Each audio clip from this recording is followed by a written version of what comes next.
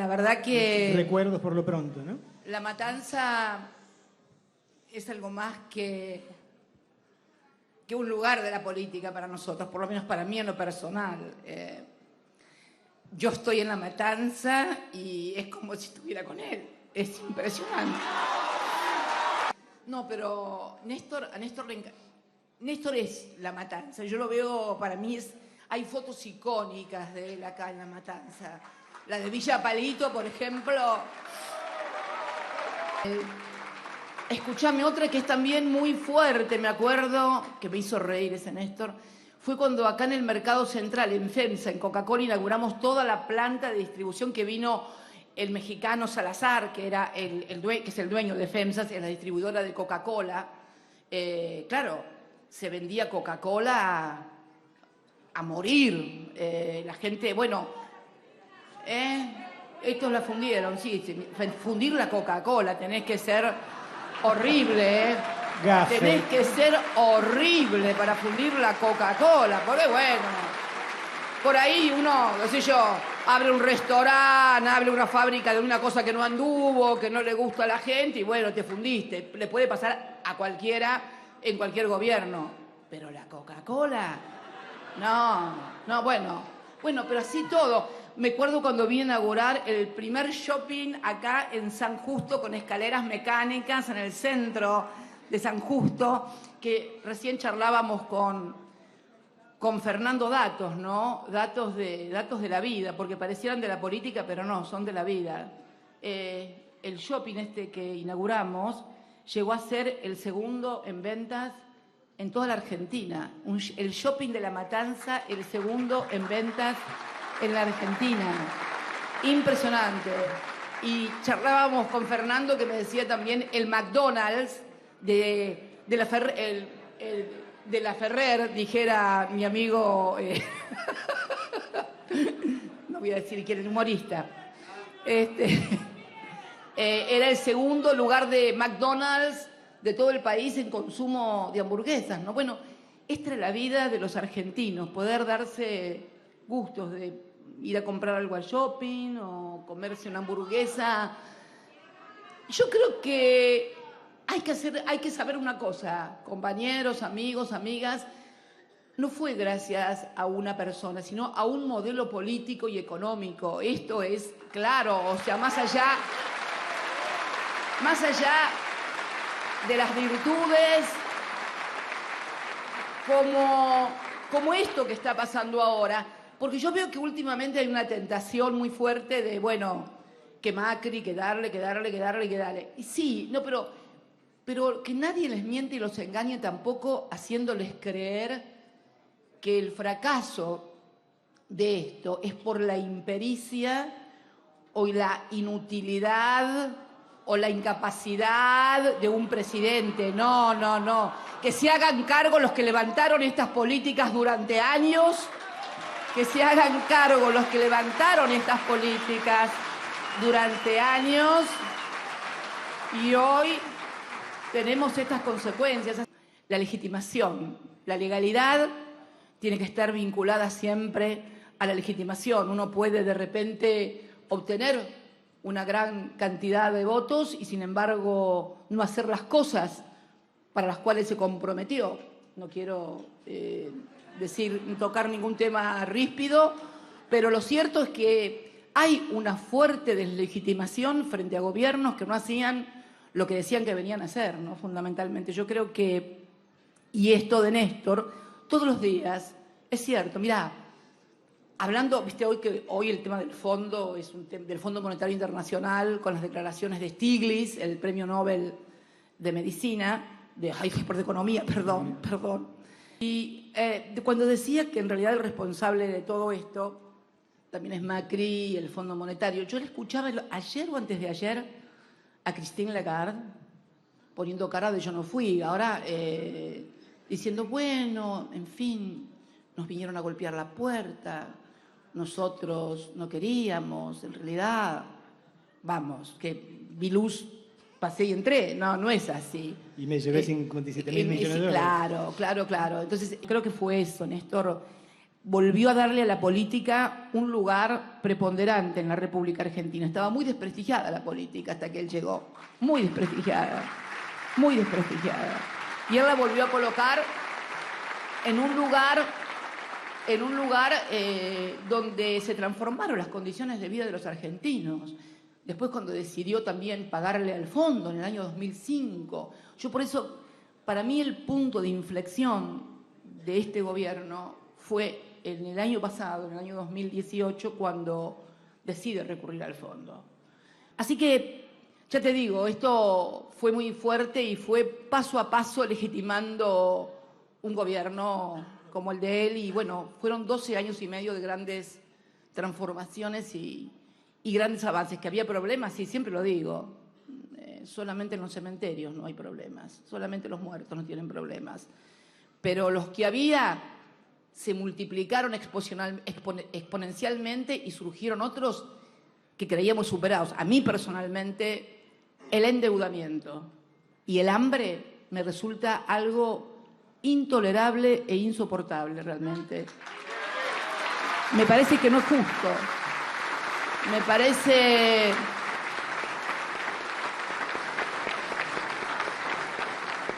parece que no es justo que después de tanto sacrificio, de tanto esfuerzo, el tema de la estabilización, que esto es otro tema que se va a discutir seguramente y se va a discutir cada vez más en la Argentina, y que es lo que vamos a tener que discutir los argentinos también, el tema de la estabilización, el endeudamiento, porque el endeudamiento de Argentina como uno de los grandes motivos de desestabilización de la economía ante las crisis de deuda, de no poder pagarlo, no es una cosa que empezó ni ayer ni antes de ayer. Viene desde Rivadavia, desde el empréstito de la Baring Brothers para acá. El país se endeuda y vuelve a desendeudarse y vuelve a caer en default y vuelve a endeudarse, y mientras tanto fuga y fuga y fuga de miles de millones de dólares de la Argentina. Esta discusión la Argentina la tiene que abordar serenamente, muy serenamente, sin planteos dogmáticos ni ideologicistas, pero parte del endeudamiento es para los que transforman sus rentabilidades en dólar y la puedan fugar del país, tiene que ser discutido. ¿Sería justo volver a pedirle a los 44 millones de argentinos que todos paguen con el mismo esfuerzo? No me parece justo. No me parece justo. Y yo creo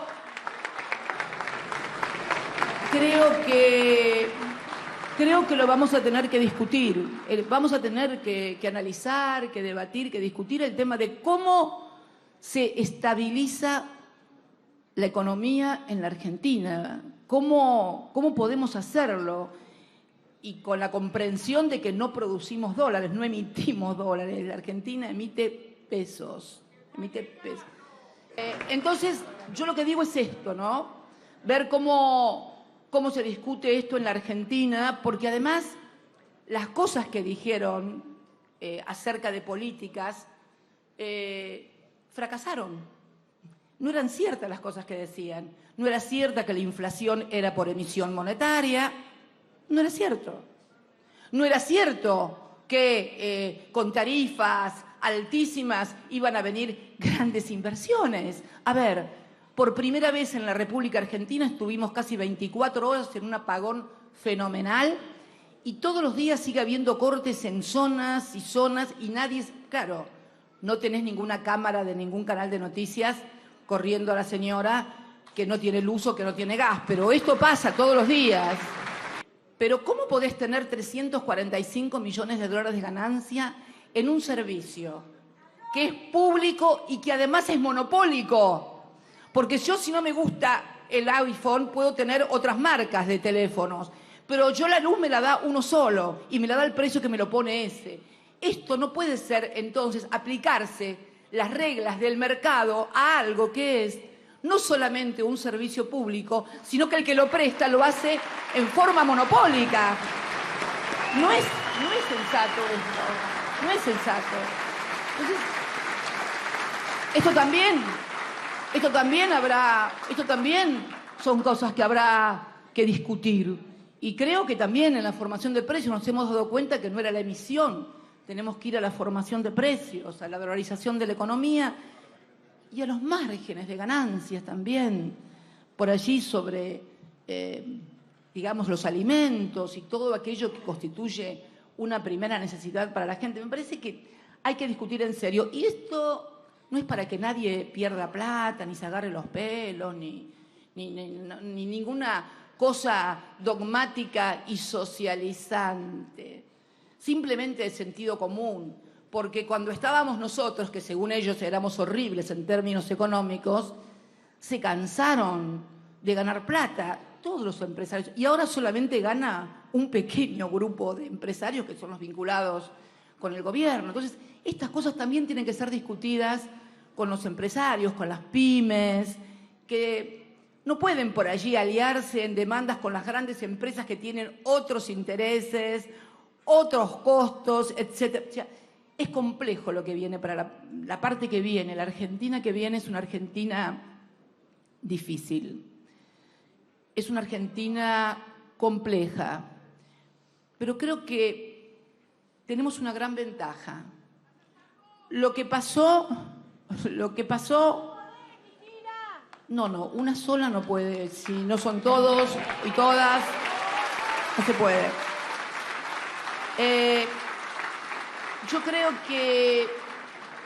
que vamos a tener una oportunidad, porque tal vez nunca en ningún periodo histórico, político, estuvo tan cerca una política de la otra que se presumía que era la correcta. O sea, para simplificarlo, la política en blanco era esta y decían, no, hay que hacer exactamente todo al revés de lo que están haciendo ustedes. Bueno, se comprobó que no, miren dónde estamos, con un endeudamiento, con una desocupación. Otro tema, el hambre directamente. Pasamos por eso, pasamos de una Argentina que en el 2013 Juan Carr, insospechable de peronismo, de kirchnerismo, decía que estábamos cerca del hambre cero, a estos momentos en los cuales festejamos como un triunfo haberle arrancado en el Congreso al gobierno la declaración de la emergencia alimentaria. Sí, emergencia alimentaria. La verdad que sí, vinieron proponiendo pobreza cero y nos vamos con sanciones de leyes de emergencia alimentaria. Yo creo que todo esto nos va a obligar a todos a despojarnos todos de prejuicios, de preconceptos que todos tenemos unos sobre otros, partidos sobre otros partidos.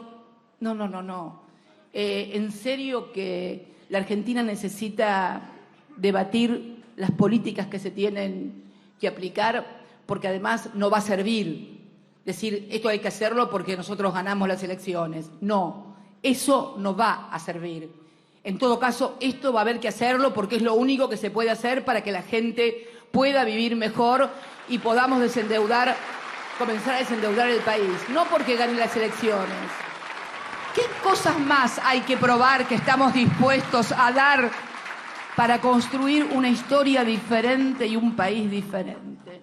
¿Qué cosas más vamos a tener que hacer para demostrarles que no somos los que ellos le contaron a los argentinos y las argentinas que éramos? Que éramos gente malvada, que no le importaba nada más que la ambición y el poder. Todavía puedo recordar algunas crónicas anteriores al 18 de mayo, donde decían, no, ella si no es ella. Si no es ella, no es nadie. Ella nunca va a hacer tal cosa. Es más, me dijeron en alguna sesión, quédese tranquila que va a ser candidata a presidenta. ¿En serio creían que después de todo lo que hemos vivido, todo se agotaba en que yo quería ser candidata a presidenta? Qué chiquita serías, Cristina, si hubieras querido nada más que eso. Qué chiquita. Qué chiquita.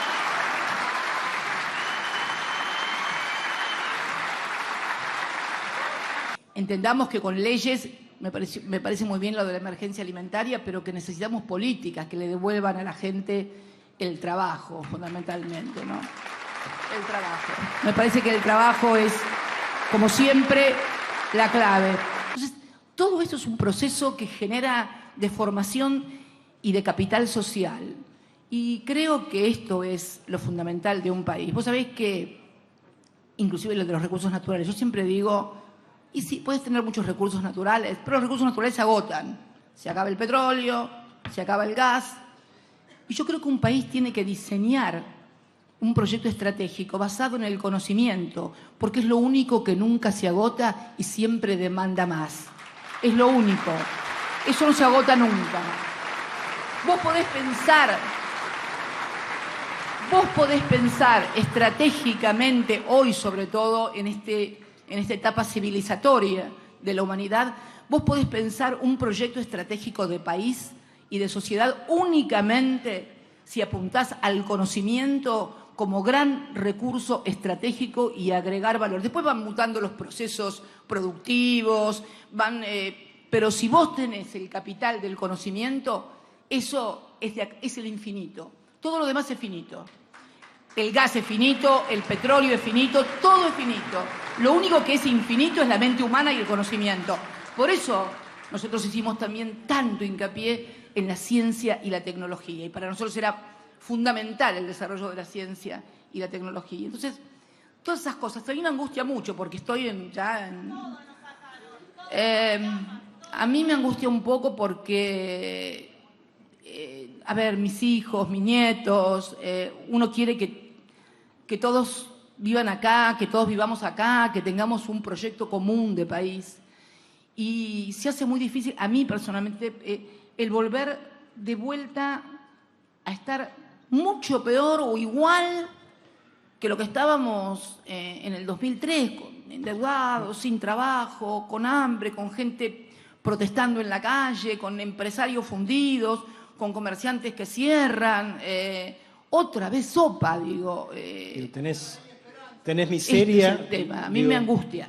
Claro que hay esperanza, pero yo también quiero ser sincera, porque si diera un discurso meramente electoral, dijera, bueno, y tenemos todos esperanza, y vayamos. No, pero tenemos que en serio preguntarnos, argentinos, ¿qué nos pasa como país? Tengo sí la fe en la construcción política.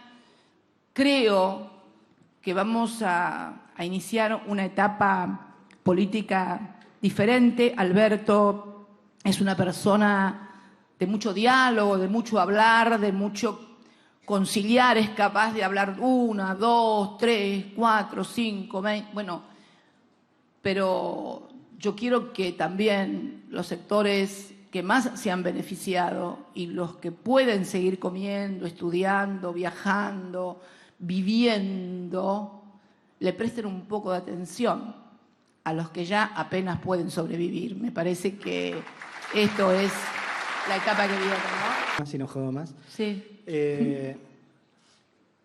Estamos hablando por eso, de sufrimiento, y estamos hablando de todos los datos que sabemos de cómo la gente está malviviendo, ¿no? Hay algunos que todavía podemos pensar nuestras vidas en términos de semanas y hay meses y meses, pero hay gente que tiene hambre, hay gente que está sufriendo enfermedad y eso se vive en minutos o en segundos, ¿no? ¿Qué le dirías a la gente que está aguantando esto por un piolín y aún así aguanta porque tiene una esperanza que a partir de octubre van a empezar a cambiar las cosas? Primero que después de todo lo que nos pasó, porque esto que nos pasó a todos, algunos lo sufren, es cierto, mucho más que otros, pero esto nos pasó a todos. Primero que nunca más se dejen engañar. Segundo, que cuando escuchen o les cuenten o piensen primero en cómo están, en qué se puede hacer y en qué puede hacer cada uno para mejorar, porque también es cierto que no todos están igual, no para todos la crisis, para algunos es lo que vos decís, que no podés tener las cosas que tenías antes, pero para otros la vida se le ha complicado a extremos muy delicados. Y yo le diría que pensemos primero que el Estado no es Mongo Aurelio, que el Estado no es alguien que le es ajeno, que el Estado es el instrumento que se creó para que pueda ayudar a los más débiles frente a los más poderosos. Si no hubiera Estado, sería la ley de la selva. Si no hubiera una legislación laboral, la gente viviría como en la etapa de la revolución industrial, trabajaría por comida o debería ir presa por sus deudas. Que el Estado y que la política tan denostada es el único instrumento que tienen los menos favorecidos de una sociedad para que alguien los defienda y los represente, que no abominen de eso porque es el instrumento de defensa. Yo creo que esta es la gran enseñanza y es lo que les diría. Gracias. Muchas gracias. La Matanza.